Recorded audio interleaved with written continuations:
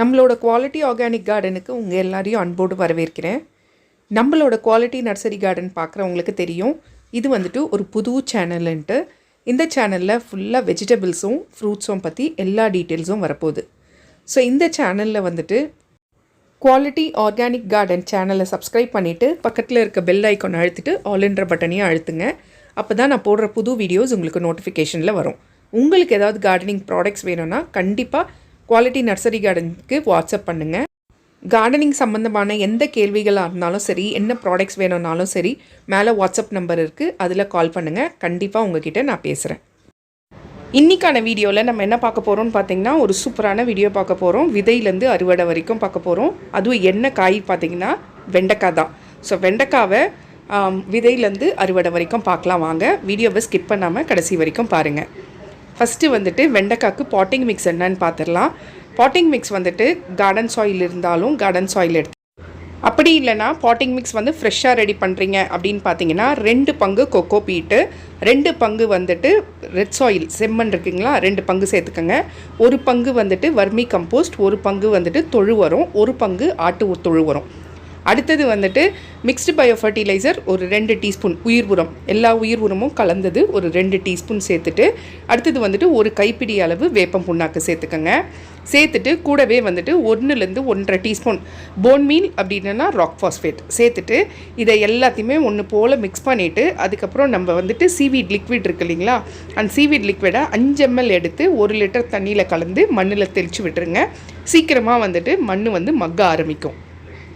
திருப்பி சொல்கிறேன், 2 பங்கு கொக்கோ பீட்டு, 2 பங்கு செம்மண், 1 பங்கு வர்மி கம்போஸ்ட், 1 பங்கு வந்துட்டு தொழு உரம், 1 பங்கு வந்துட்டு ஆட்டு தொழு உரம், 1 கைப்பிடி அளவு வேப்பம் புண்ணாக்கு, 1 டீஸ்பூன்லேருந்து 1.5 டீஸ்பூன் வந்துட்டு மிக்ஸ்டு பயோ ஃபர்டிலைசரும், 1லேருந்து 1.5 டீஸ்பூன் வந்துட்டு போன் மீல் அப்படி இல்லைன்னா ராக் ஃபாஸ்பேட். இதை எல்லாத்தையுமே கலந்து வச்சுருங்க. ஒரு 2 நாள் வந்துட்டு மண் வந்து நல்லா கொஞ்சம் மக்கட்டும். சூடாக இருந்துச்சு மண் அப்படின்னா தண்ணி தெளித்து விட்டுருங்க. ஸோ இப்போ மண் கலவை ரெடி ஆகிடுச்சு.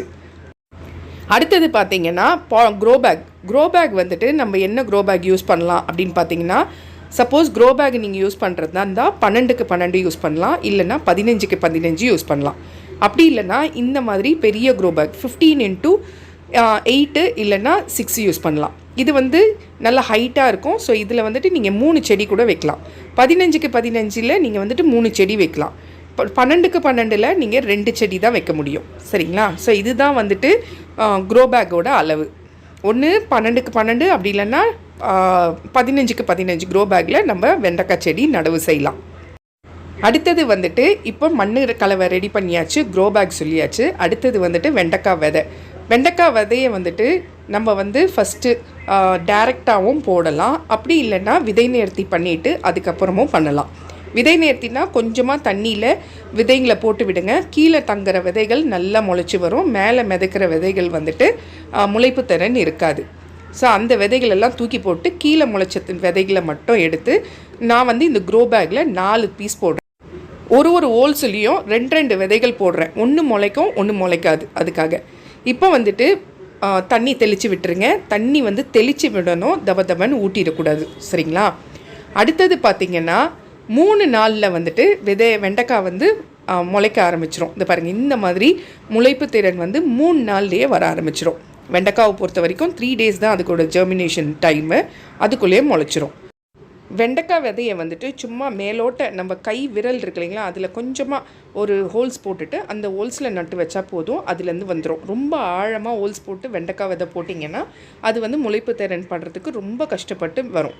ஸோ மேலோட்ட கொஞ்சம் மண்ணை சிலப்பிட்டு வெண்டைக்காய் விதை போட்டு விதையை மூடி விட்டுருங்க. தண்ணி வந்துட்டு ரொம்பலாம் ஊற்ற வேண்டாங்க. டெய்லி வந்துட்டு ஒரு சின்ன மக்கில் 1 மக்கு காலையிலையும் 1 மக்கு சாயந்தரமும் ஊற்றினா போதும். அதுவும் விதைகள் வர வரைக்கும். விதைகள் கொஞ்சம் வளர்ந்து இந்த மாதிரி ஹைட்டாக ஆச்சுன்னா நல்லா ஒரு வேளை தாராளமாக ஒரு 1.5 மக்கு தண்ணி ஊற்றி விடுங்க. அடுத்தது சூரிய ஒளின்னு பார்த்திங்கன்னா கம்பல்சரி வெண்டைக்காயெலாம் வந்துட்டு ஃபுல் சன்லைட்டில் இருக்கணுங்க. அதுக்கு ஹாஃப் சன்லைட்டில் செட் ஆகாது, பூச்சி தாக்குதல் வர ஆரம்பிக்கும். அதனால் ஃபுல் சன்லைட்டில் வச்சு வளர்த்து பாருங்கள். அடுத்தது வந்து பூச்சி தாக்குதல் அப்படின்னு பார்த்திங்கன்னா வெண்டைக்காயில் வந்துட்டு மாவு பூச்சி நிறைய வரும். இலை பின்னாடி தண்டு பகுதியில் இதிலெல்லாம் வரும். அந்த டைமில் வந்துட்டு நம்ம வேப்பெண்ணெய் கரைசல் கொடுக்கலாம். அடுத்தது வந்துட்டு இஞ்சி பூண்டு பச்சை மிளகா வச்சு கரைசல் ரெடி பண்ணுவோம் இல்லைங்களா, அந்த கரைசல் கொடுக்கலாம். கற்பூர கரைசல் கொடுக்கலாம். இதெல்லாம் கொடுக்கும்போது, இதெல்லாம் நம்ம சேனலில் இருக்குது, இதெல்லாம் கொடுக்கும்போது நம்மளால் வந்துட்டு அந்த பூச்சி தாக்குதல்லேருந்து நம்ம செடிங்களை காப்பாற்ற முடியும். 35 நாளில் வந்துட்டு வெண்டைக்காய் வந்துட்டு அறுவடைக்கு வந்துடுங்க. அதாவது 35 நாளில் பூ விட ஆரம்பித்து 30லேருந்து 35 நாளுக்குள்ளே பூ விட ஆரம்பித்து 35ஆவது நாள் வந்து நீங்கள் ஃபஸ்ட் ஈல்டிங் எடுக்கலாம். அந்த மாதிரி 5 ஈல்டிங்ஸ் அளவுக்கு நீங்கள் உங்களோட வெண்டைக்காய் செடியிலேருந்து ஈல்டிங் எடுக்கலாங்க.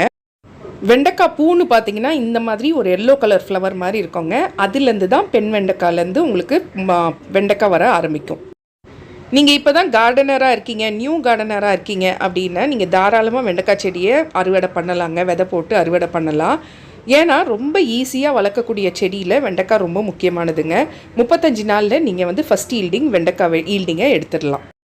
ஸோ நீங்களும் கண்டிப்பாக வெண்டைக்காய் செடி வளர்த்து ஈல்டிங் எடுத்து பாருங்களேன். ஸோ இந்த வீடியோ உங்களுக்கு பிடிச்சிருந்தா குவாலிட்டி நர்சரி கார்டனுக்கு சப்ஸ்கிரைப் பண்ணிவிட்டு பக்கத்தில் இருக்க பெல் ஐக்கான் அழுத்திட்டு ஆல் என்ற பட்டனையும் அழுத்துங்க. அப்போ தான் நான் போடுற புது வீடியோஸ் உங்களுக்கு நோட்டிஃபிகேஷனில் வரும். இந்த வீடியோ உங்களுக்கு பிடிச்சிருந்தா சப்ஸ்கிரைப் பண்ணுங்கள், கமெண்ட் பண்ணுங்கள், லைக் பண்ணுங்கள், ஷேர் பண்ணுங்கள். உங்களுக்கு ஏதாவது கார்டனிங் ப்ராடக்ட்ஸோ இல்லை கார்டனிங் டிப்ஸ் வேணும்னாலோ நீங்கள் கீழே என்னோட டிஸ்கிரிப்ஷன் பாக்ஸில் என்னோட நம்பர் இருக்குது, நீங்கள் காண்டாக்ட் பண்ணுங்கள். ஸோ அவ்வளோதான் ஃப்ரெண்ட்ஸ். தேங்க்யூ. Happy gardening.